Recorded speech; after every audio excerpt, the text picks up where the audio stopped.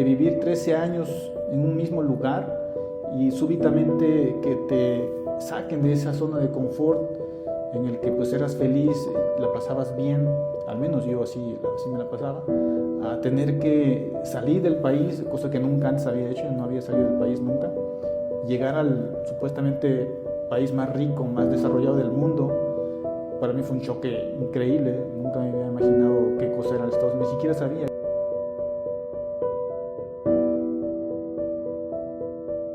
Salir adelante a pesar de el exceso de concentración de profesionales de la salud en las grandes ciudades. ¿A qué voy con esto?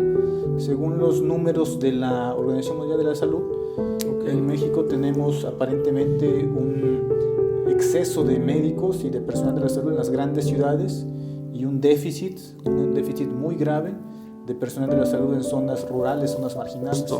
Entonces, hacer una carrera con vocación y hacer una carrera con significado. Yo lo veo así. Realmente el que se inclina por la profesión médica o en general las profesiones de la salud es porque realmente tiene una vocación, porque probablemente, es muy probable que le toque trabajar en el sector público y no te vas a hacer rico, no te vas a hacer millonario, a diferencia de otros países. El claro ejemplo es Estados Unidos. En Estados Unidos sí, ser médico es sinónimo de ser rico, extremadamente rico, a veces hasta multimillonario.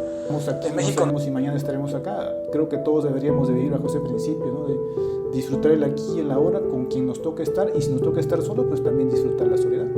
Presenta la oportunidad de elegir entre varios países. Yo recuerdo que eran, creo, 3 países, era Brasil, Argentina o México. Que uno hace y sea lo que realmente le gusta hacer y que le deje pues un ingreso suficiente para tener una vida digna. Eso es lo ideal. Y también es válido digamos hasta cierto punto el lado extremo de simplemente verlo por el lado económico. Volviendo al ejemplo de ese momento, estudiar por ejemplo en una universidad privada en México la carrera de medicina te cuesta 5,000 pesos al mes, que haciendo cuentas te gastarías como 1,5 millones de pesos en toda la carrera. Y me dedico a muchas cosas. La principal de ellas últimamente, pues realmente disfrutar la vida. Hola, excelente día, noche, tarde, en la hora que lo esté viendo. Esto lo aprendí de un amigo. Estamos el día de hoy con Boris. Boris, gracias por estar aquí, por ser mi invitado y pues entusiasmado de aprender de ti. Te tengo cerquita cada miércoles, pero no es igual estar así en un grupo de personas que el poder tener esta convivencia uno a uno, en donde yo sé que pues, nos puedes aportar muchísimo. Gracias, un gusto estar contigo también por acá. Y pues me gustaría que te presentaras, Boris. Pues yo soy Boris Oré, mi apellido. Tengo 40 años ya y me dedico a muchas cosas. La principal de ellas últimamente, pues realmente disfrutar la vida. Si bien es cierto que hice alguna carrera en la universidad, hice algunos diplomados, he tenido varias experiencias laborales, tanto en México como en el extranjero.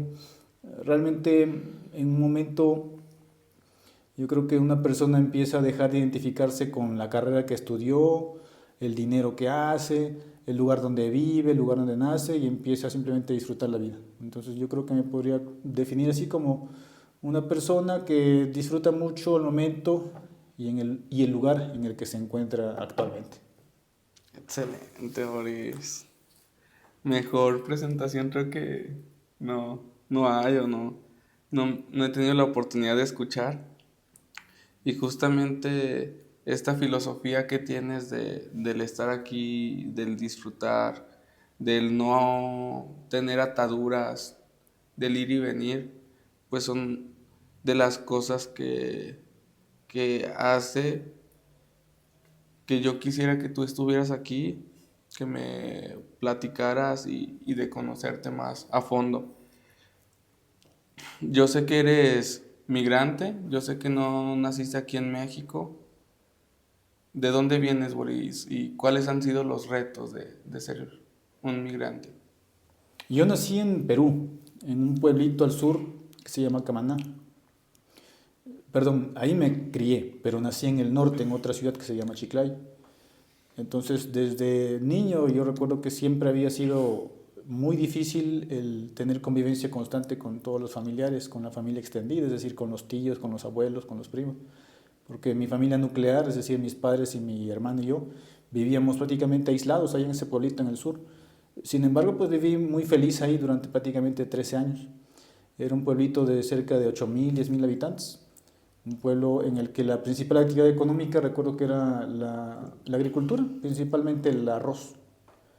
Después de eso, pues se presenta, justamente después de estar 13 años ahí, se presenta una oportunidad con mis padres en el que les ofrecen un puesto de trabajo en la misma organización en la que trabajaban allá en ese pueblo, pero desarrollando ese programa, que era un programa de vivienda social, en otro país. Entonces en ese momento se presenta la oportunidad de elegir entre varios países. Yo recuerdo que eran creo 3 países, era Brasil, Argentina o México. Y eventualmente pues se elige México. Entonces inicia la travesía porque realmente el momento de venir a México, de llegar a México, no fue un movimiento directo desde Perú hasta México, sino fue gradual. Primero nos enviaron bueno, esencialmente a mis padres para capacitarse en los Estados Unidos, para que se capacitaran un poco más en los temas ya organizativos y operativos de esta organización, después a Costa Rica y finalmente ya a México.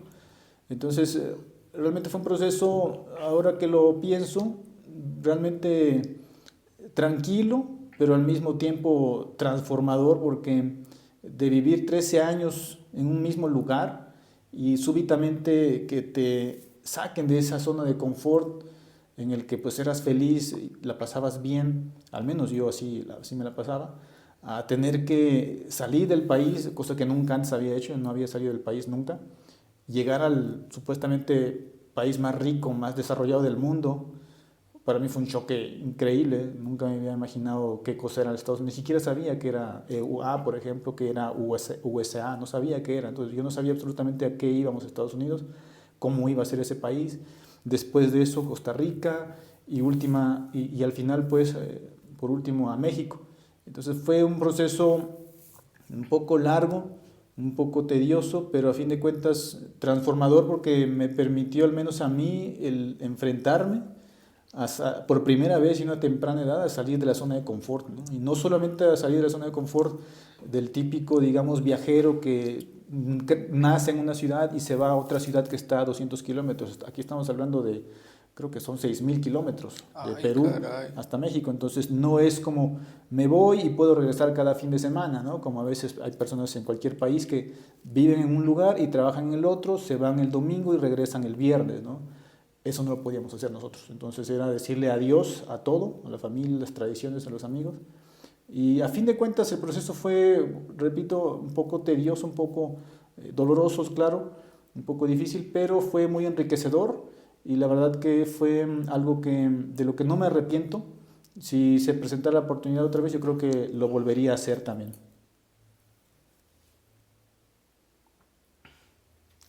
¿Crees que el haberte movido de tu país a temprana edad es lo que formó tu filosofía de vida, de buscar esa felicidad, de buscar la paz, de buscar nuevas experiencias, de no quedarte quieto en un lugar? Definitivamente, a mí me parece que el ser humano debe de saber adaptarse a lo que se le presenta, a las oportunidades que se te ponen enfrente. Y hay un dicho que siempre está en mi mente que dice, la vida es aquello que sucede mientras planeas, mientras haces planes, ¿no? Entonces, me parece que nuestro caso fue así. Creo que nadie, ninguno de nuestra familia nuclear, planeamos salir de Perú y eventualmente migrar a otro país.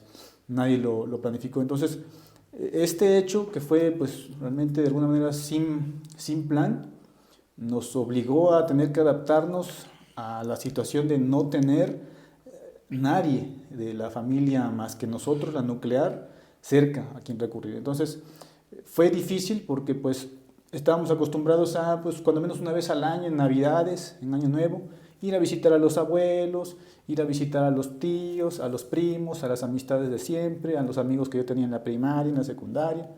Entonces, de tener que decirle adiós a todo eso, y no una, sino varias veces, porque incluso cuando salimos de Perú tuvimos que hacer varios viajes en varios estados, países, estuvimos por cierto periodo de tiempo. Entonces, cada vez que creamos un nuevo círculo de amistades, de conocidos, se tenía que volver a romper. Teníamos que decirle adiós a todo porque nos tocaba irnos ahora a esta ciudad, ahora a este país. Entonces, ese estilo de vida al principio es difícil, si no tienes quizás la madurez, la estabilidad emocional, quizás no sea para todos, probablemente no sea para todos, pero en nuestro caso tuvimos que adaptarnos y creo que supimos aprovechar la oportunidad y superar las vicisitudes pues, de estos cambios tan bruscos. Me pregunto si no llegaste a crear algún tipo de resistencia a la hora de conocer a nuevas personas, de, por ejemplo, decir, ¿para qué la conozco? ¿O para qué me relaciono más? ¿O para qué intento crear vínculos si no sé cuándo me voy a ir o cuándo me voy a cambiar otra vez de ciudad? Podría parecer que de manera subconsciente uno podría caer en ese error, ¿no? Pero realmente creo que yo y mi familia nuclear nunca hemos sido así, siempre hemos sabido, como mencioné al principio, aprovechar las oportunidades y disfrutar el aquí y el ahora con quien nos toque estar, ¿no? Entonces yo he tenido la oportunidad de conocer inmensidad de gente a la que sé que nunca más iba a volver a ver en mi vida y sin embargo en ese momento aproveché, disfruté el momento con estas personas, aprendí lo que tenía que aprender, yo les transmití también lo que podía compartirles, que les podría ser útil a ellos. Y eventualmente siempre es una relación de mutuo aprendizaje y de mutua ganancia.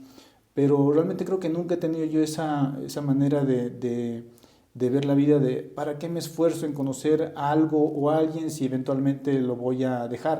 A fin de cuentas, si tomamos en cuenta que pues, estamos aquí, no sabemos si mañana estaremos acá, creo que todos deberíamos de vivir bajo ese principio, ¿no? De disfrutar el aquí y el ahora con quien nos toque estar y si nos toca estar solo, pues también disfrutar la soledad. Súper bien. Y cuando llegas aquí a México, Boris, dicen que toda Latinoamérica somos muy unidos, somos hermanos, pero realmente llegaste a encontrar algún choque cultural.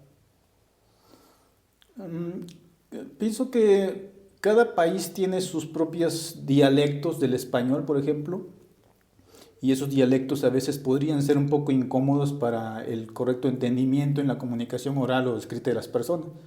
Pero fuera de eso me parece que mm, compartimos muchas cosas, aparte del idioma también, pues obviamente entre los latinoamericanos, los diseños de las ciudades, las arquitecturas de nuestras ciudades, algunas tradiciones. Eh, Sin embargo, siento que aún así existen ciertas rencillas entre algunos países en Latinoamérica. Históricamente las han existido, las siguen existiendo y seguirán existiendo seguramente. Uh, pero a fin de cuentas creo que no es algo que impida una correcta interacción entre las personas que viven en los diferentes países de Latinoamérica. Específicamente en mi caso, por ejemplo, yo tuve la oportunidad de conocer de Latinoamérica Chile, Perú, Costa Rica, Panamá y México. ¿Los conociste aquí en México o en sus respectivos países? No, digo que conocí esos países, Ah, pero conociste esos. personas, Ok. obviamente, cada una de ellas las conocí cuando estuve en estos lugares, ¿no?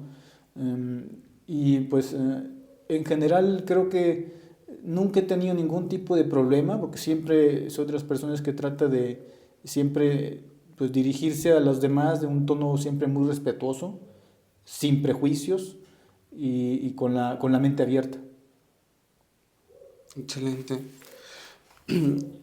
Cuando estuviste aquí en México, decidiste estudiar la profesión de médico. Sí, sí estoy en lo correcto. Sí, ¿Qué tan complicado es para una persona desarrollarse en esa profesión, en esa carrera?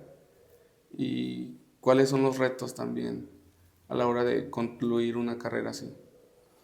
medicina es una de las carreras, yo creo, más largas, más difíciles en todo el mundo de tomar, de ser aceptado en una escuela de medicina. También es de las más caras, sea incluso que vayas a escuela pública. En escuelas privadas he estado investigando últimamente, puede llegar a ser tan caro como 25.000 pesos de colegiatura mensual. Entonces no es para cualquiera. La verdad, la medicina es o para el que es bastante estudioso y que puede acceder a una escuela pública en donde sí pues te puede salir bastante económico, o si no tienes esa capacidad intelectual pues de conocimientos, pues tener los suficientes recursos económicos para poder pagar una escuela privada. Pero en nuestro caso específicamente en Latinoamérica y muy en particular en México, vivimos en un país en el que afortunadamente la medicina está socializada. Eso quiere decir que el acceso a la salud está garantizado en la Constitución, entonces por tal, cualquier ciudadano mexicano debe tener acceso a servicios de salud cuando lo requieran, incluso si no tiene manera de pagarlo. Eso se le llama derecho universal al acceso a la salud.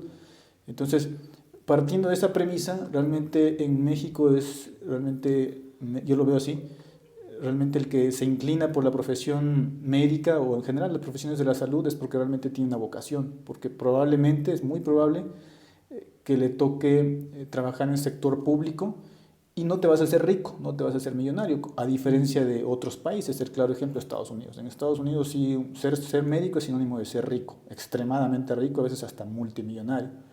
En México no, en México sí necesitas tener vocación porque sabes desde un inicio que probablemente no vas a ser rico, mucho menos millonario. Entonces sabes que tienes que aprovechar los conocimientos que te imparte la escuela para hacer el bien a la población. Y me parece que es algo muy noble, realmente así es como debe de ser. La salud debería ser un derecho al que todo el mundo debería tener acceso. Y ¿cuál es la segunda pregunta era cuál era el... Los retos cuando terminas tu carrera en medicina, ¿cuáles son los retos? Porque cada carrera tiene como sus especificaciones. Claro. El principal reto me parece es el saber salir adelante a pesar de el exceso de concentración de profesionales de la salud en las grandes ciudades. ¿A qué voy con esto? Según los números de la Organización Mundial de la Salud, en México tenemos aparentemente un exceso de médicos y de personal de la salud en las grandes ciudades y un déficit muy grave de personal de la salud en zonas rurales, zonas marginadas. Entonces, si tú vas, por ejemplo, a poblados muy alejados de las zonas urbanas grandes, es decir, por ejemplo, a la zona de la montaña de Guerrero, a zonas de los altos de Jalisco, a zonas de Oaxaca, de Chiapas, donde no hay ciudades grandes, donde no hay carreteras, zonas de población muy pequeña, muy reducida, ahí es donde más falta hace. Es decir, la necesidad de servicios de salud, de personal de los servicios de salud se mide en número por cada 1.000 habitantes. Entonces, tenemos un déficit lamentablemente en las ciudades, en las zonas marginadas de nuestro país, y un exceso, demasiada concentración en las ciudades grandes. Entonces, ese es el principal reto, me parece, el que los profesionales de la salud entiendan que deben de ir a donde corresponde, a donde se les necesita, y no estar de manera insistente en queriendo quedarse en las grandes ciudades, en el DF, en Monterrey, Buscando una plaza, Exactamente. buscando Entonces, un lugar. si se abren un poquito y si pues mantienen esta manera de pensar, de pues, aventurarse a lo nuevo, pueden buscar y encontrar grandes oportunidades de trabajo en zonas muy marginadas que realmente lo necesitan en nuestro país. Yo tengo un conflicto con esta parte de estudio para ver cuánto puedo ganar o qué puedo hacer o a dónde puedo viajar, pero con una mirada más enfocada en lo económico, cuando dependiendo también de cada escuela, de cada universidad, pues tienen un modelo educativo, pero lo que se trata de fomentar en la mayoría de las escuelas es justo hacer una carrera con vocación y hacer una carrera con significado. ¿Tú qué piensas respecto a eso? Claro, lo ideal sería que lo que uno hace sea lo que realmente le gusta hacer y que le deje pues un ingreso suficiente para tener una vida digna. Eso es lo ideal. Y también es válido digamos hasta cierto punto el lado extremo de simplemente verlo por el lado económico. Volviendo al ejemplo de hace un momento, Estudiar, por ejemplo, en una universidad privada en México, la carrera de medicina te cuesta Muy 25,000 pesos al mes, que haciendo cuentas te gastarías como 1,5 millones de pesos en toda la carrera, y quizás hasta más. Entonces es obvio que necesitas recuperar esa inversión. Entonces, de alguna manera sí también es muy válida la necesidad de algunos trabajadores, sea la profesión que hayan escogido, que quieran también obtener recursos rápido para pagar esa deuda, porque quizás algunos se endeudan para pagar sus estudios. Entonces es válido también que quieras de inmediato tratar de buscar empleos bien pagados para que puedas pagar esa deuda, ¿no? Entonces, en el caso de que sea así, de que te hayas endeudado para pagar tus estudios, pues sí, lo ideal es que antes que nada empieces a despegarte de esa deuda para que puedas tener una vida más tranquila. No hay nada más rico que despertar sabiendo que no tienes deudas.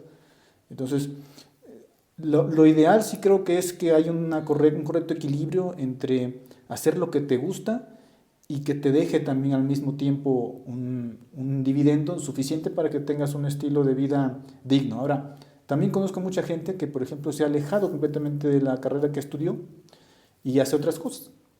También es muy válido. A fin de cuentas, recordemos que la universidad, los estudios que uno tiene en cualquier escuela, son una herramienta, nada más es eso. Es una herramienta que en algunos casos te puede dar también una licencia. En el caso, por ejemplo, de la medicina, te da una licencia para que puedas, por ejemplo, pues expedir recetas, para que puedas realizar procedimientos, ¿no? Pero en general debemos de, yo creo, tomar las enseñanzas que tenemos de la escuela como una herramienta que nos sirva para realmente buscar algún nicho de mercado en el que nos queramos desempeñar, y cuando encontremos el adecuado, pues ahí seguirle, ¿no? Pero también es válido, creo, el otro concepto de, pues, experimentar de todo un poco, ¿no? Me parece que hemos satanizado un poco el hecho de que una persona no se dedique al 100% a lo que estudió. Yo conozco mucha gente que es abogado y no ejerce, conozco gente que es ingeniero en sistemas y no ejerce, conozco gente que es trabajador de la salud y no ejerce, y sin embargo se dedican a otras cosas y les va bien y lo disfrutan, ¿no? ¿Y por qué crees que pase eso? ¿Será igual por el sustento económico o porque difieren con su carrera? Por ejemplo, en tu experiencia. Dudo mucho que sea por algún asunto que no les haya parecido de sus estudios, porque generalmente la mayoría de las personas que se dan cuenta que no es lo que esperaban una carrera se salen, pocos la terminan. Yo conozco mucha gente que, al menos en mi caso, entró a medicina y se salió al mes, a los 2 meses, a los 6 meses. Entonces la mayoría de la gente que realmente no están, digamos, a gusto en una carrera en la que entró idealizándola de otra manera, se va a salir porque no le va a haber sentido, a menos que haya sido por obligación. Lamentablemente también a veces está el compromiso con los padres, que los padres te dicen: yo quiero que tú seas abogado, yo quiero que tú seas dentista, yo quiero que tu hijo seas lo que seas, pero no quiero que seas cargador como yo, ¿no? Sin demeritar ningún oficio. Okay. Entonces hay gente que es así, lamentablemente le tocó la mala suerte de que, pues, sus padres, si podemos decir así, ¿no? La mala suerte que sus padres les regalan la educación, y el estudiante, pues, por cumplir con sus padres, la culminan y terminan frustrados porque estudian una carrera que no les gustaba. Yo conozco varios casos así. Pero en general yo creo que es porque simplemente se da una combinación de factores. Después de que terminaste tu carrera, el desafío de buscar empleo, ¿en qué ciudad estabas? ¿Cómo fue el proceso? Fue en Jalisco, en un pueblo de Jalisco que se llama San Diego de Alejandría, en Los Altos. Entonces, sí, al principio, pues sabía que iba a estar un año ahí porque es el año de servicio social. Okay. Terminas en el año de servicio social, que esencialmente es un año en el que trabajas, pues, sin sueldo, y después de eso ya eres, digamos, agente libre. Sin embargo, después de eso sigue la última etapa, que ya consiste en tramitar tu título, tramitar tu cédula profesional, y ya cuando tienes esos dos papeles recién empieza formalmente la búsqueda de empleo. Sin embargo, hay algunos lugares en los que te aceptan como pasante. Entonces siempre hay oportunidades también que uno, cuando recién se egresa de una carrera, sea la que sea, puedes buscar pues, en clasificados de periódicos, en páginas de internet de empleos, puedes buscar empleos que ofrezcan trabajo con constancia de pasante. De pasante quiere decir que ya culminaste el servicio social y que te falta todavía tramitar tu título y cédula. Entonces, ese es el principal reto, el encontrar empleos que te acepten como pasante sin haberte titulado todavía, sin tener tu cédula. Ya cuando has obtenido tu cédula y tu título, que también es un trámite un poco complicado y costoso, entonces ya se te abren las oportunidades de trabajo de manera más amplia. Entonces, esos serían, yo creo, los dos grandes retos a los que uno se enfrenta terminando ya la carrera. El encontrar trabajo sin ser todavía titulado ni tener tu cédula, y ya una vez que lo has logrado, digamos que ya se presenta de manera más amable las oportunidades de empleo para ti. Actualmente tú no te dedicas a la medicina, ¿o sí? En parte sí, Sí. estoy trabajando como consultor con algunos clientes remotamente, lo hago a través de internet. ¿Cómo como consultor? ¿Dando consulta? No precisamente. Cuando uno tiene ya una licenciatura, sea de la que sea, uno adquiere ciertos conocimientos y experiencia. Entonces, esos conocimientos y experiencia te pueden servir para, por ejemplo, guiar a una persona que quiere incursionar en una industria que está relacionada al campo que tú estudiaste, y puede acercarse contigo como consultor, es decir, para hacerte preguntas. Por ejemplo, hace un par de meses atrás me consultaron una empresa de Sudáfrica, si no me equivoco, que tenía interés en incursionar en el turismo médico. El turismo médico es esencialmente una industria en la que hay movilidad de pacientes de un país a otro con la finalidad específica de tener acceso a servicios de salud más económicos, porque en su país de origen es muy caro. Ah, Entonces, en caray, este caso, eso no lo conocía, ¿eh? sí, es una industria en boga, pero ya tiene cerca de, yo creo, 30, 40 años. En México es algo muy común en el norte de nuestro país. Porque incluso muchos estadounidenses vienen a México a realizarse operaciones estéticas, Servicios arreglo dentales, dental.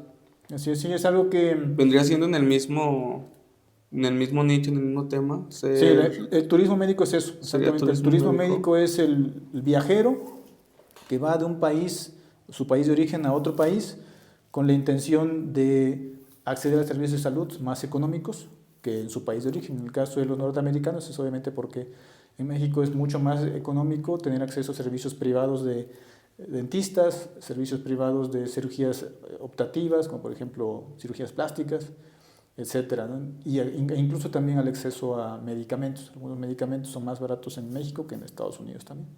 También se ha puesto mucho de moda las personas que se van a, no sé si sea Suiza, Dinamarca, a ponerse injerto capilar. Eso sí no me lo sabía, ¿eh? Pero también hay en México, Que también te hay... venden el paquete de 5 días, hotel 4 o 5 estrellas, comidas, y ya te regresas con tu pelo. Ese es Injerto. uno de los paquetes que arman también en México. Vente a hacer una cirugía menor, por ejemplo, alguna cirugía estética en la cara, y de paso que visitaste Cancún para ver a tu médico que te trató, pues te quedas unos días más para conocer y turistear en la zona. Es una manera también de generar movimiento económico en la zona, e incluso hay varios estados en nuestro país, ciudades en nuestro país que están promoviendo de manera más grande en Estados Unidos y en Canadá estos paquetes. Súper bien, súper interesante. ¿Cómo fue que empezaste a elaborar tus primeras experiencias como médico? Fue específicamente un consultorio prestado. Recuerdo que cuando recién salí de la escuela, Dijiste, voy a dar consulta. sí, pero en este caso fue un consultorio prestado, es decir, un consultorio de una amistad que iba a salir de vacaciones, entonces él tenía su consultorio obviamente al lado de su casa, y me contactó y me preguntó si podía suplirle por, creo que fueron 2 semanas. Entonces acepté, entonces él se fue de vacaciones y yo me hice cargo de su consultorio y recibía a toda la gente que le llegaba a él. Obviamente él había informado a sus pacientes que pues iba a estar otra persona en lugar de él. Entonces esos fueron mis primeros contactos con pacientes, pues digamos ya que te pagan, ¿no? Porque anteriormente eso siempre había sido en ambientes en los que no te pagan, en los que estás trabajando para Pura el gobierno, práctica. pura práctica exactamente, y sin pago, ¿no? Porque pues siempre ha sido para el gobierno. Pero yo de lo poco que te conozco, Boris, sé que te gusta mucho trabajar con el gobierno. ¿Cómo le hace una persona para entrar a trabajar al gobierno? Es algo complicado porque, pues igual que tú, igual que yo, muchísima gente quiere trabajar en el gobierno, ¿no? Todos Todos. sabemos que tener en el gobierno un trabajo es garantía de que vas a tener tus prestaciones legales pagadas al 100%, de que pues tu sueldo va a estar ahí seguro, de que nunca te van a fallar y de que muy difícilmente te van a despedir, ¿no? Porque obviamente adquieres también derechos laborales. Entonces es bien difícil porque todo mundo o la gran mayoría quiere de alguna manera trabajar en el gobierno. Entonces lo primero es que seas muy consciente de cuáles son tus habilidades, tus competencias que tienes, Ujú. para que sepas en qué puestos puedes presentarte como candidato. Ya que has identificado en qué puesto puedes trabajar, porque realmente a veces ni nos damos cuenta, puede que tú tengas, a pesar de que por ejemplo hayas estudiado una profesión de la salud, supongamos que estudiaste para enfermero, sin darte cuenta quizás como parte de tus habilidades y competencias, sabes quizás algo de gestión del tiempo, tal vez sabes algo de liderazgo, tal vez sabes algunas habilidades que no te das cuenta y esas también las toman en cuenta. Entonces es importante que sepas todas las habilidades, tanto duras como blandas, que tienes para que sepas identificar luego a qué puesto de trabajo puedes presentarte como candidato. En segundo lugar es que estés atento a las convocatorias. ¿Y dónde se encuentran esas convocatorias, Boris? Dependiendo de en qué industria o en qué rama, digamos, te interese involucrarte. Si, por ejemplo, eres alguien que se dedica, vamos a decir, a las profesiones de la salud, obviamente lo más fácil sería que te metas a las páginas de la Secretaría de Salud o cualquiera de sus departamentos o agencias, ¿no? Secretaría de Salud Federal, Secretaría de Salud Estatal de cada uno de los estados.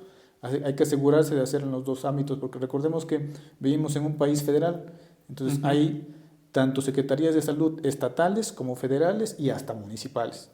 Entonces hay que acudir a los tres, ¿no? Cada vez que busques una oportunidad de trabajo en algún campo ya específico. Desde el sitio web. Generalmente sí. Hoy en día con la internet es todo más fácil gracias a que están obligados también los organismos de A gobierno a publicarlo. publicarlo, porque antes se tenía la tendencia de hacerlo en lo oscurito, se decía, ¿no? Es decir, publicaban la convocatoria en un papel periódico, en un mural que tenían en la oficina donde trabajaban, entonces solo se enteraban pues, los Nada más los de trabajadores de ahí. adentro, ¿no? Entonces ellos eran los que pasaban la voz a los de afuera, oye, hay una convocatoria, te voy a pasar los datos para que... Entonces antes hasta se hacía de manera dolosa para evitar que se presenten candidatos y a veces pues se prestaba eso para corrupción, para que justamente los mandos medios, los mandos que tomaban decisiones, contrataran a sus allegados y se presentaba pues el nepotismo de poner a mis familiares, a mis amigos, a mis compadres. Que todavía debería de existir, ¿no, Boris? Seguramente existe, seguramente todavía existe el nepotismo. También algo que me llama un montón la atención es que tú te vas a Estados Unidos. Me has platicado, me has comentado que viajas a Estados Unidos con tu visa de turista y tú no llegas a un hotel, tú no pagas hotel. Sí, así es. ¿Cómo está eso, Boris? Pues realmente con las dificultades también que implique el viajar, no solo nacionalmente, sino a otro país, que implica pues el gastar gran parte de tus ingresos en hospedaje. Yo me di cuenta que a veces se puede gastar uno hasta el 200% de su ingreso en un viajecito de una semana, ¿no? Entonces, con la intención de justamente aprovechar mejor tus ingresos y que conozcas más, porque a fin de cuentas de eso se trata, ¿no? Cuando viajas, no viajas a un hotel, viajas para conocer a la gente del lugar, para conocer los lugares de esa ciudad a la que estás visitando. Exacto. No se trata de que vayas a malgastarte, yo lo digo así, malgastarte tu dinero en un hotel 5 estrellas, ¿no? Yo soy más de la idea de ahorrar lo que se pueda para disfrutar el destino. Entonces, una de las opciones es eh, ahorrar justamente en el hospedaje y hay varias estrategias. Yo he usado varias, ¿no? Las principales han sido dormir en tu propio auto. Cuando tú viajas en tu propio auto, tienes la ventaja de que en caso extremo que, por ejemplo, no haya hospedaje o que esté muy caro en el destino al que vas, pues tú duermes en tu carro. A fin de cuentas, pues nada más buscas un baño de hacer tus necesidades y te metes en tu carro, reclinas tu asiento o te pasas al asiento de atrás, te extiendes, te pones una cobija y puedes pasarla muy bien. Esa es una opción. Y hay otras opciones que son un poco más complejas. Una de ellas se trata de buscar sitios web en donde puedes, por ejemplo, intercambiar trabajo voluntario a cambio de hospedaje. Pero, por ejemplo, ¿te llevas literalmente tu carro o allá rentas un carro? No, me llevo el carro. Es decir, ¿Te llevas tu carro? claro, manejando desde México no es tan difícil. Realmente, nada más con que sepas cuál es la ruta que tienes que elegir, grabar tus mapas en tu celular de manera previa para que sepas muy bien cuál es la ruta que debes de tomar. En caso de que te quedes sin señal de celular, pues ahí tienes el mapa grabado en tu celular. Pero sí, realmente desde México muchísimas veces yo he hecho viajes manejando hasta los Estados Unidos. Wow, súper bien. Y, por ejemplo, las plataformas que comentas, ¿de qué se tratan o cómo es? Hay muchas plataformas de internet que esencialmente lo que te ofrecen es que a cambio de laborar como voluntario cierto número de horas por día o por semana, esta organización o esta persona que te está ofreciendo ese espacio te da justamente un espacio para que te puedas hospedar. Entonces te ofrecen generalmente una cama en un espacio a veces privado, es decir, una habitación privada, a veces es en una zona compartida, como por ejemplo puede ser en la zona de la sala, una cama que hayan acomodado ahí para hospedarte a ti, a cambio justamente de que hagas trabajos voluntarios. ¿De qué trabajo voluntario estamos hablando? Depende. Por ejemplo, hay lugares en los que te piden que trabajes como voluntario para alguna ONG. Por ejemplo, hay organizaciones que incluso también en México existen, que lo hacen. Organizaciones de rescate de animales. Por ejemplo, aquí en el estado de Jalisco y Nayarit hay varias organizaciones dirigidas, algunas por mexicanos, otras por extranjeros, en los que rescatan animales de la calle y constantemente están necesitando manos extra que los ayuden, por ejemplo, con las labores de Voluntariado. animales. Entonces, a cambio de que tú hagas algunas labores de voluntario con esta ONG, ellos te ofrecen una habitación completamente privada para ti, con su baño privado, con su cama individual o matrimonial para ti, o incluso hasta para 2, 3 personas, dependiendo, ¿no? Pero son plataformas ¿Como un en tipo donde albergue? podría ser también incluso.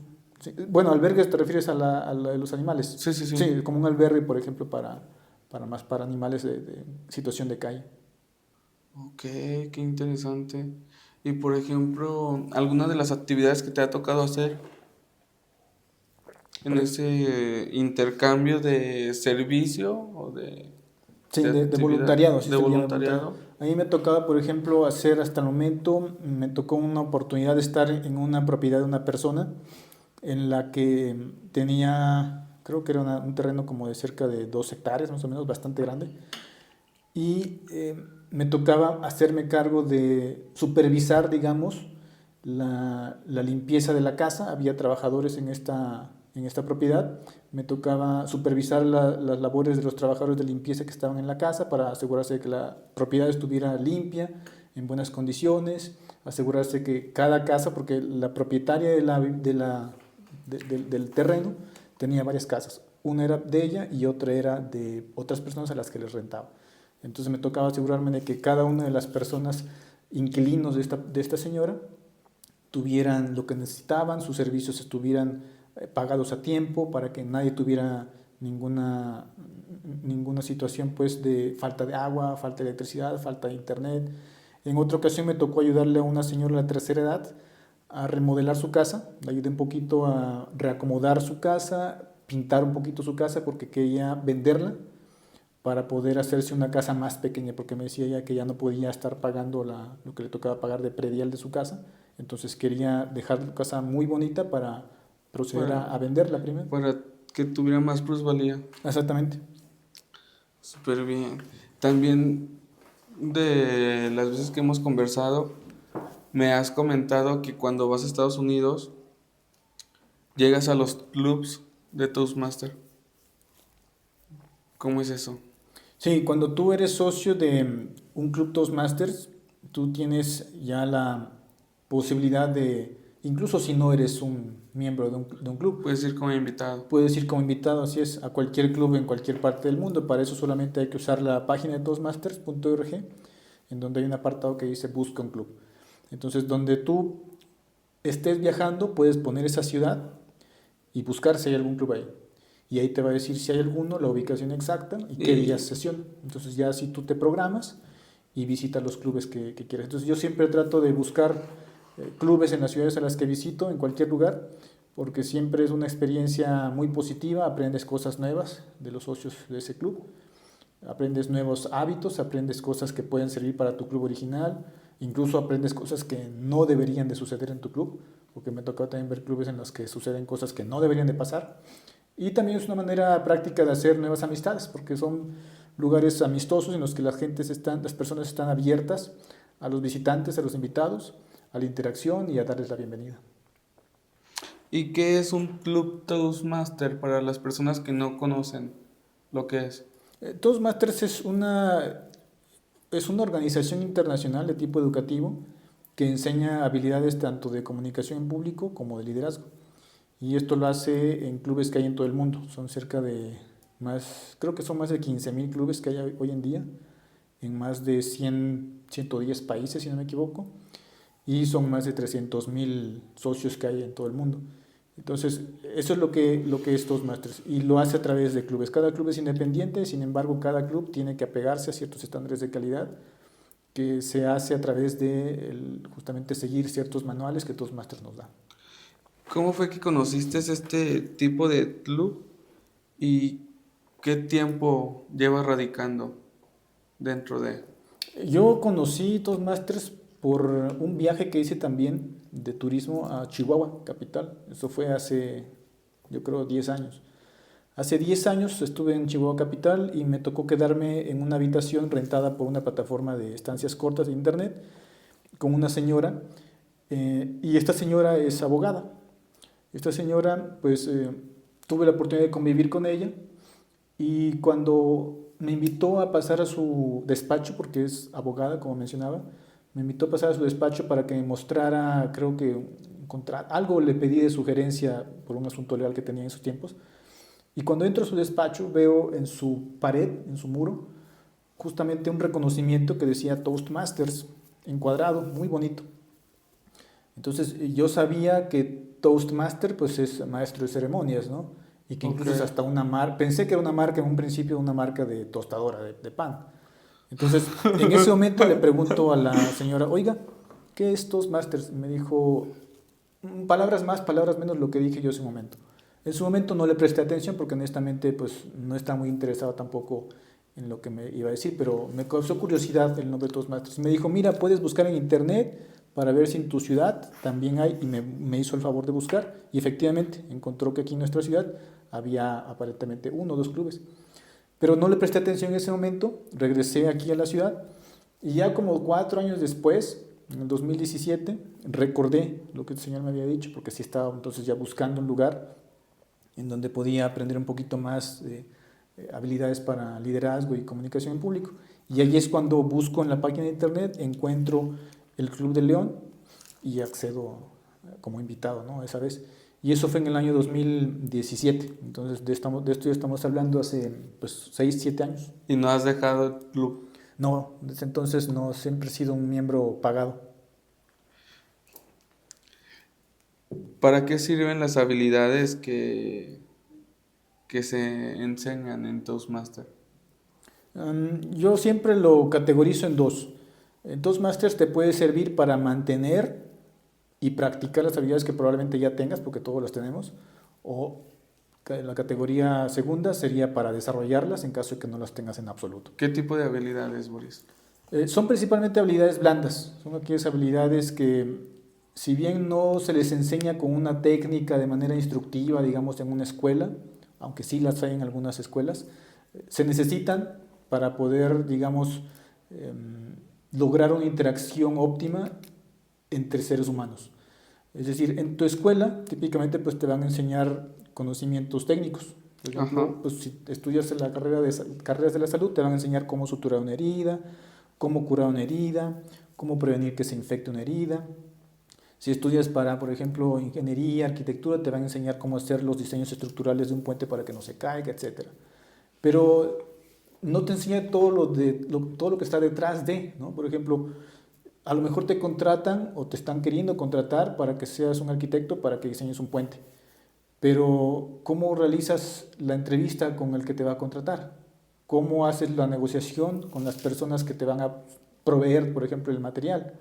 ¿Cómo convences, digamos, al cabildo, al ayuntamiento, de que tu propuesta es mejor que la que ellos tenían en mente?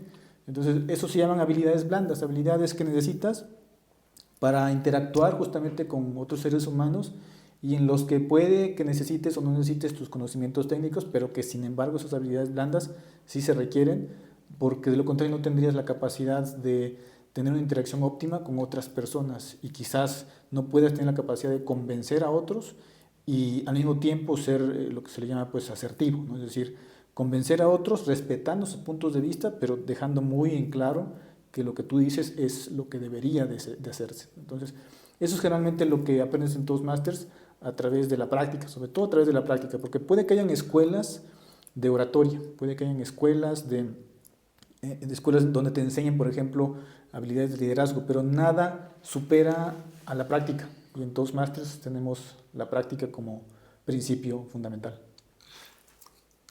Sé que en Toastmaster cuando entras hay ciertos paths, ¿cómo se llama? Sí, paths o trayectos. O trayectos, ok.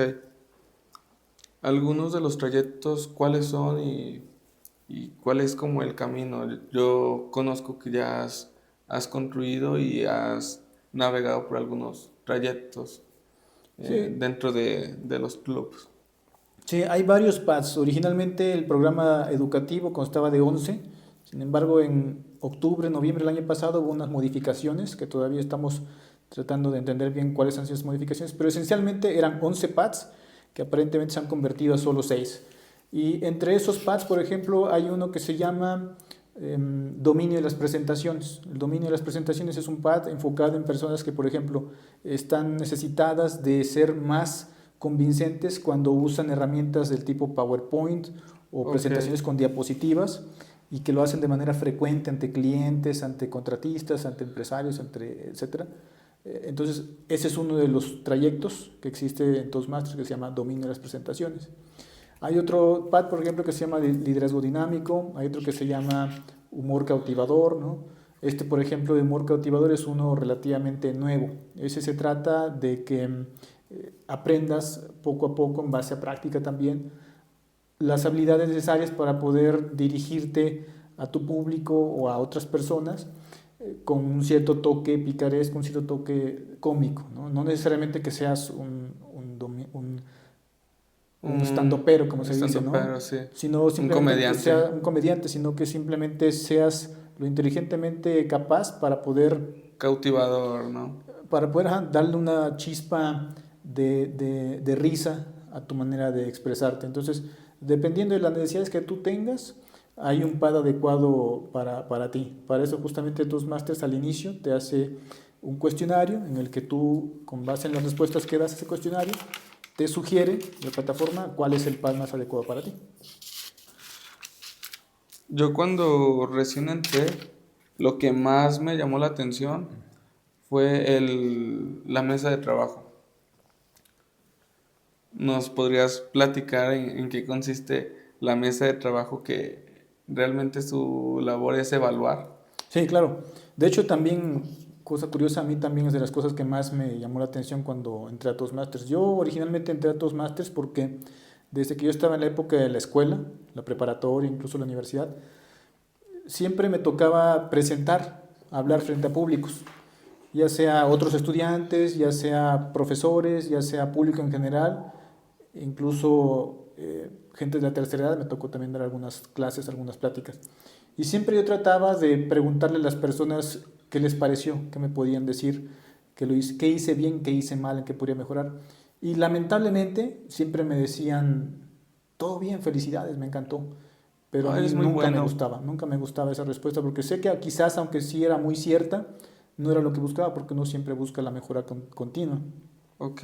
Entonces, en la mesa de trabajo de Toastmasters, justamente esa es una de las cosas que más me llama la atención, el hecho de que tienes varios pares de orejas y de bocas que te están escuchando atentamente para darte justamente comentarios de mejora. Esa es justamente la labor de la mesa de trabajo. Hay un equipo conformado por 4 personas. Una de ellas es el evaluador general, otra es el tomador de tiempos, otro es el contador de muletillas y por último está el evaluador gramatical. Cada uno de ellos tiene una labor específica. El contador de muletillas, por ejemplo, se encarga de escuchar atentamente y notar si haces uso de alguna muletilla. Por ejemplo, Boris. Una muletilla sería, por ejemplo, este, pues, alargar las palabras al final, silencios muy prolongados, todo eso son las muletillas. Luego está el evaluador gramatical. Un evaluador gramatical de lo que se encarga es de escuchar atentamente cómo hablas y hacer anotaciones sobre usos incorrectos de gramática o sintaxis del idioma español. Y después también te hace comentarios de mejora o te hace comentarios también de algo destacado que hayas hecho durante tu uso del lenguaje. Okay. Y por último está pues el evaluador de tiempos. Lo que te hace él es darte un material de retroalimentación instantánea para que sepas cómo vas con tu tiempo, porque cada persona que toma la palabra en Toastmasters está con un tiempo específico programado. Para eso usa un semáforo que consta del color verde, amarillo y rojo, y con estos colores te indica si ya llegaste al tiempo mínimo o el tiempo máximo. ¿Por qué es importante dar un discurso y conocer el tiempo en el cual lo estás dando? Porque te permite, si por ejemplo ya lo has practicado, te permite darte cuenta por dónde vas. A mí me sucedió una vez en un concurso que ya estaba terminando mi presentación y no veía el semáforo verde. Entonces yo sabía que algo estaba mal. Sin embargo, tuve que terminarlo porque ya no podía introducir ninguna otra frase, ningún otro comentario, porque ya habría salido del contexto de todo lo que estaba hablando. Y lamentablemente pues fui descalificado en ese concurso. Entonces, el estar ¿Por no utilizar el tiempo necesario que tenías? Porque no llegué al tiempo mínimo. Entonces, tú tienes que llegar a un tiempo mínimo y no excederte de un tiempo máximo. Entonces, si tú estás consciente del tiempo y a través justamente de esas cartas con los colores que te muestra el tomador de tiempos, tú sabes por dónde vas. Tú sabes que ya te falta poco, ya estás por terminar, vas tranquilo y no te apresuras ni te enlenteces. Y sin embargo, también te sirve para, por ejemplo, todo lo contrario, para poderte apresurar si ya ves que el semáforo está en verde y acabar, o para poderte ir más lento si ves que el semáforo recién está en verde y pues todavía tienes a lo mejor bastantes cosas, perdón, creo que era todo al revés, pero el punto es que los semáforos te permiten justamente saber si tienes que acelerarte o enlentecerte en tu presentación.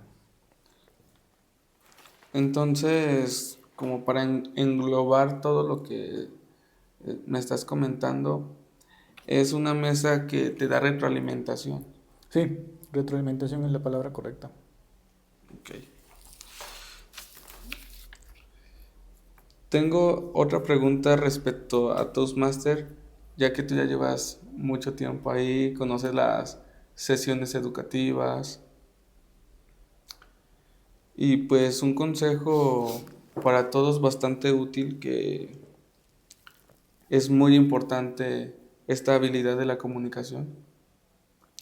¿Qué es lo que no sé, pero debería saber para mejorar mis habilidades en comunicación?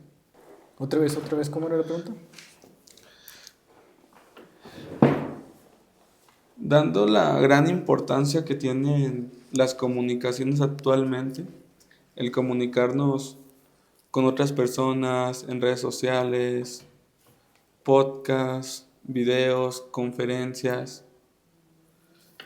las habilidades de comunicación cada vez son más y más importantes. Tú que desde tus inicios te ha apasionado este tipo de temas y ya llevas más de 6 años en un club Toastmaster, ¿qué es lo que no sé, pero debería saber para mejorar mis habilidades de comunicación? Creo que ahí me queda en la mente una frase que me dijo una persona que llegó como invitado y que no regresó nunca más. Yo le pregunté en otra ocasión que lo vi, porque ya que no había regresado, me quedé con la curiosidad de saber por qué no regresó. Y me quedó bien grabado en la mente lo que me dijo. No, mira, lo que pasa es que yo pienso que ustedes son muy cuadrados, son muy estrictos y yo pienso que la imperfección nos hace humanos. Ok. Y me dejó pensando porque en parte tiene razón, es decir, somos humanos, no somos perfectos. Pero por otro lado también me dejaba en claro que eso denotaba un poquito de mediocridad, por un lado, y por otro lado, la falta de ganas de salir de la zona de confort. Es decir, muchas personas se acostumbran, se malacostumbran, sería la palabra correcta, a vivir con las muletillas. Yo durante cerca de 15 años lo hice. Me acuerdo que cuando era adolescente empecé a usar el mucho, y yo me notaba cuando lo usaba, yo me daba cuenta de que lo usaba. Pero llegué a tal grado de creer que hasta cuando lo usaba me hacía ver como alguien inteligente o como alguien que pensaba, porque cuando pronunciaba el era como decir estoy pensando, estoy siendo inteligente. Ajá. Y me lo llegué a creer hasta que me di cuenta cuando me grabé cuán feo se escucha. Entonces realmente las personas, creo que mientras se mantengan activas intelectualmente, tienen una mayor posibilidad de tener éxito en la vida, tienen una mayor posibilidad de no tener enfermedades cardiovasculares, incluso cardiovasculares, pero en general, por ejemplo, una salud mental positiva, muy buena.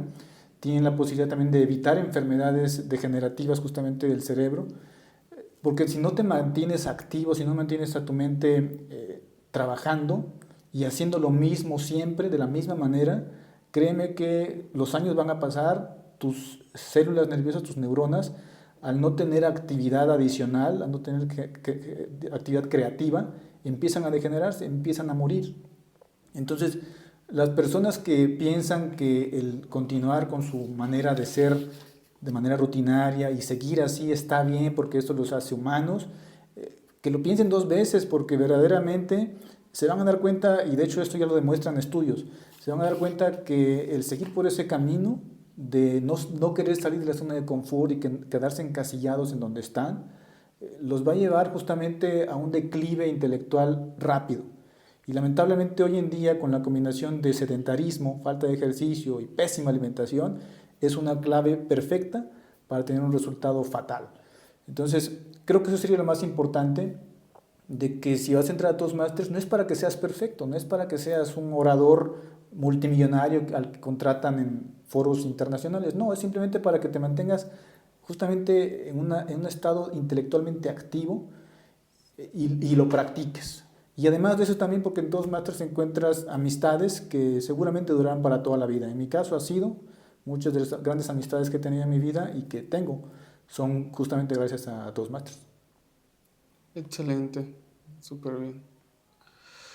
Y ahora hablando un poco de esta energía cerebral, tienen un ejercicio que se llama tópicos de mesa. ¿Nos podrías platicar sobre en qué consisten? Claro, los tópicos de mesa es una sección en cualquier club Toastmasters en donde, además de las otras dos secciones, que la primera se llama discursos preparados, la segunda se llama tópicos de mesa y la tercera se llama evaluación, se trata de que es una oportunidad que se le presenta para que los socios del club que no han tenido la palabra en la sesión puedan hacer uso de la palabra. Entonces, si por ejemplo tú eres socio y te toca presentar hoy en la sesión un discurso preparado, idealmente en tópicos de mesa a ti no se te daría la palabra, sino se le daría la palabra a alguien que no está programado en la sesión para hablar. Y se trata de que justamente, además de darles la oportunidad a los socios que no han tenido la palabra, la tengan, se trata de que practiques el hablar de manera improvisada, el hablar de manera inesperada. Es decir, alguien va a proponer un cuestionamiento, va a plantear una pregunta de la cual nadie más sabe más que el que la va a plantear, y él va a elegir quién la va a responder. Entonces, para esto tú tienes de 1 a 2 minutos para pasar adelante y dar tu respuesta.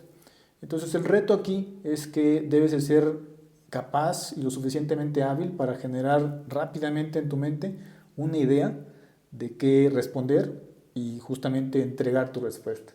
Entonces, esto nos mantiene también activos porque esto necesita de muchísima concentración, de capacidad de improvisación, de creatividad, de ingenio, de originalidad, que lamentablemente pues en el día a día de hoy es cada vez más difícil de tener acceso a esto, ¿no? Porque lamentablemente la mayoría de los trabajos hoy en día son muy rutinarios, todos los días se hace lo mismo. Sedentarios, como lo comentabas. Entonces el cerebro pues se atrofia, las neuronas empiezan a morir si no están siendo estimuladas. Entonces esta es una gran actividad que permite que pues despertemos a nuestras neuronas y generemos a base de creatividad e ingenio una respuesta para el planteamiento que se nos da.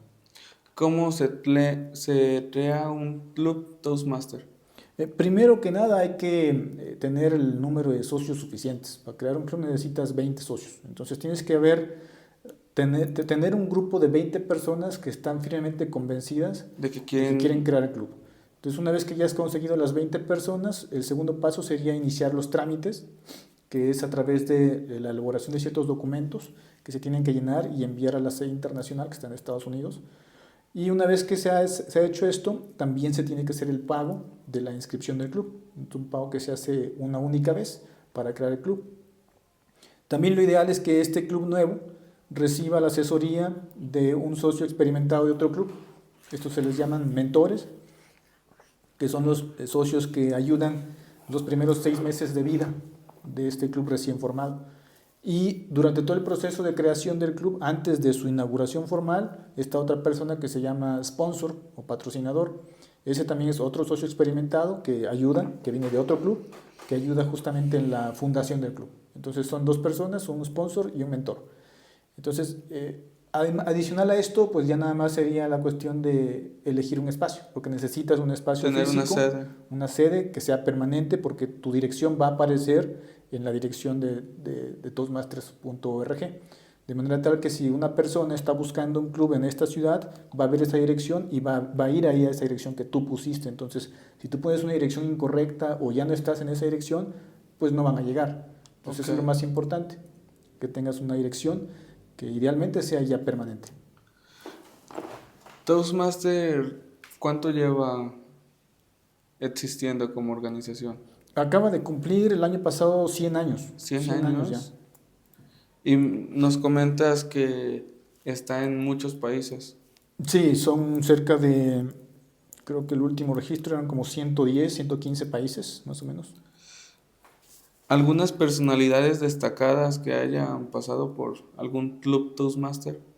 Sí, existe de hecho un listado de grandes personalidades, una lista muy muy grande, pero entre ellos hay varios expresidentes de Estados Unidos, varios congresistas de Estados Unidos, varios políticos distinguidos también de Europa, varios dirigentes de empresas muy importantes de todo el mundo.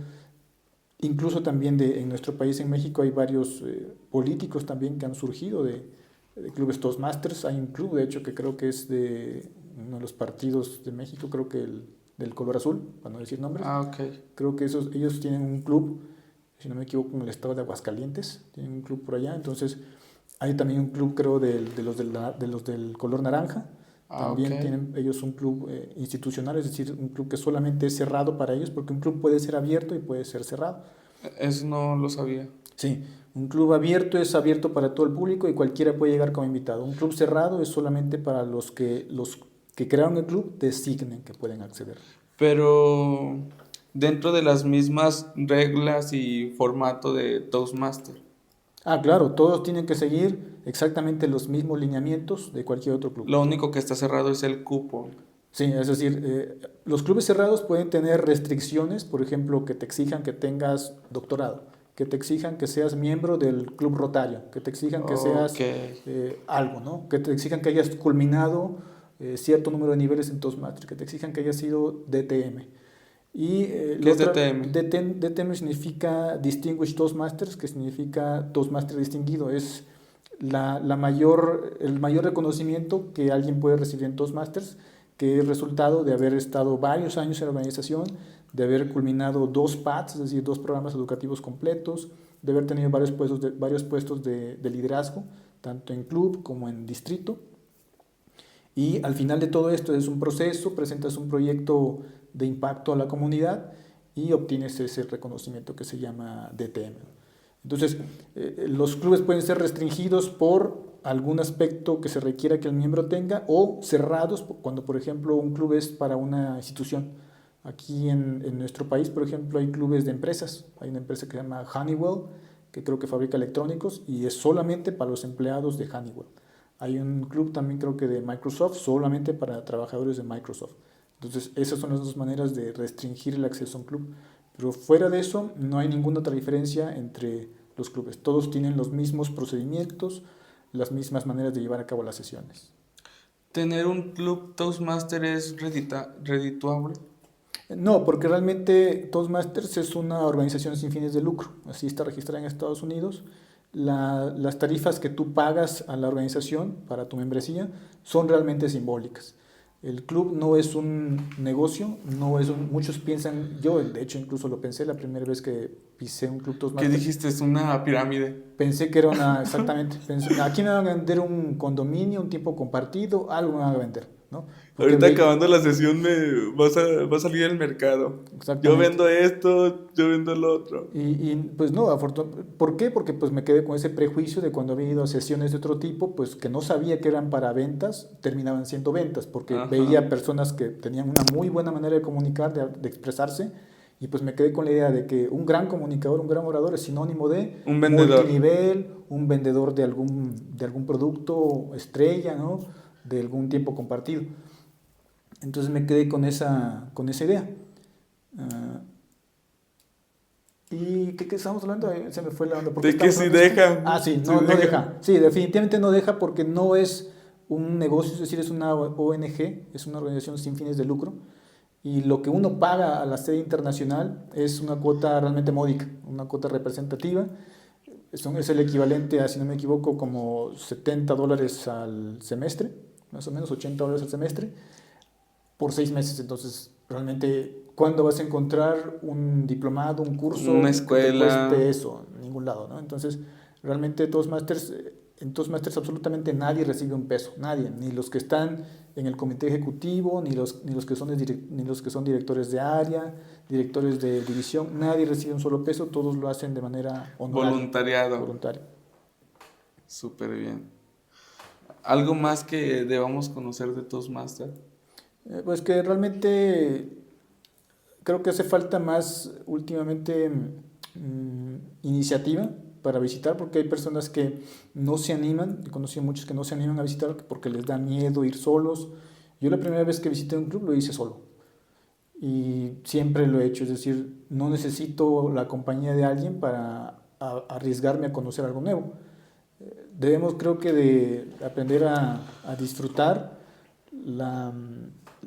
el tomar la iniciativa solos sin necesidad de estar acompañados, porque de otro modo, pues tarde o temprano vamos a quedarnos solos, ¿no? Los amigos que tienes hoy quizás no estén mañana, quizás no estén el año que viene, y por tanto debemos ser capaces de tomar la iniciativa sin depender de que haya compañía de por medio. Y así en la vida, ¿no, Boris? Sí, pienso que también todos debemos de ser capaces de vivir solos, de disfrutar la soledad, porque lo contrario no vamos a encontrar la felicidad en otros, si no somos capaces de disfrutarnos solos mismos. Y pues no se puede tampoco traer a una persona atada a ti todo el tiempo. Sí, es injusto para los dos. Yo creo que Para es los injusto dos, para los exacto. dos. Exactamente. Y además de eso, creo que, bueno, en mi experiencia, cuando vas a un club Toastmaster, no encuentras una crítica, encuentras una retroalimentación. La, la convivencia es muy amena, porque son personas que buscan desarrollarse. Sí, efectivamente. Ese es el factor, digamos, común. Todos los socios Toastmasters están ahí porque saben encontrar un lugar en el que pueden contar con esas personas para que de manera honesta les den una retroalimentación y que nunca se lo van a tomar personal. A veces pareciera que uno sí se lo toma personal y a veces podría uno sentir una crítica personal, pero todos sabemos que no es así. Y cuando se da el caso, que a veces suele darse, también los demás socios sabemos intervenir para evitar que esto escale a un conflicto, porque sí se pueden llegar a dar cosas, ¿no? Así, los egos siempre están aflorando en todos nosotros y es común que se presenten situaciones de conflicto.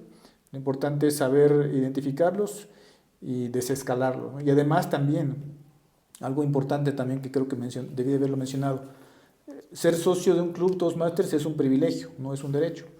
Para que uno pueda ser socio de un club, el club tiene que reunirse, típicamente se debe de reunir y hacer una votación de sus miembros para decidir si aceptan o no al invitado que quiere convertirse en socio. Y también de la misma manera un club puede reunirse si decide que un socio está siendo ya tóxico para el club y lo pueden también expulsar de un club. Se han dado muchos casos. Súper bien. Pues, ¿qué otro tema nos hace falta tomar? El tema de los concursos, quizás. Podría ser. ¿Cómo funcionan los concursos en Toastmaster? Son concursos que se dan cada año en diversos niveles. Realmente no todos los socios de Toastmasters se interesan en los concursos porque ya es, digamos que una actividad no obligatoria, extra, pero que para algunos sí representa un reto porque significa el compararse y el competir contra otras personas de otras regiones. Entonces, para algunas personas sí es algo extremadamente atractivo, para otras no lo es. Hay gente que nunca ha concursado y que nunca lo va a hacer. ¿Tú has participado en estos concursos? Sí, un par de veces. Entonces, tú puedes concursar o participar también en un concurso. Participas como juez, por ejemplo, como tomador de tiempos, puedes participar como escrutador, como en varios de los roles pues, que se encuentran disponibles en cualquier concurso. Entonces, los concursos inician siempre a nivel club, que es la primera etapa. Se organiza en el club un concurso del cual sale un ganador y un segundo o tercer lugar. Y de ahí, dependiendo de cómo esté organizado el área, se envía al primero o al primer y segundo lugar al concurso de nivel área. Un área es una zona geográfica que comprende varios clubes. Y de ahí sucesivamente se va escalando hacia los siguientes niveles. Después del concurso de área sigue el nivel de división, y después del nivel de división sigue el nivel de distrito, y después ya siguen los concursos a nivel internacional, ¿no? Que es la última etapa.